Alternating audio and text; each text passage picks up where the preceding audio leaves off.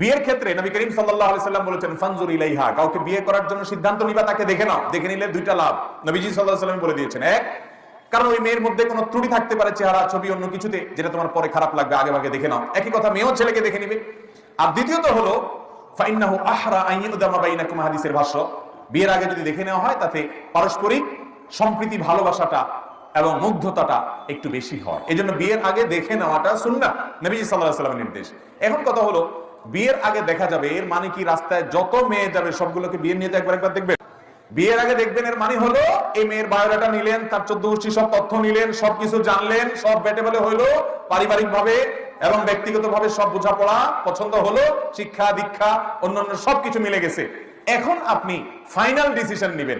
Final ডিসিশনের আগে আপনার মা যাবে, আপনার বোন যাবে, মহিলারা যাবে, তারা দেখে দেখে পছন্দ করছে।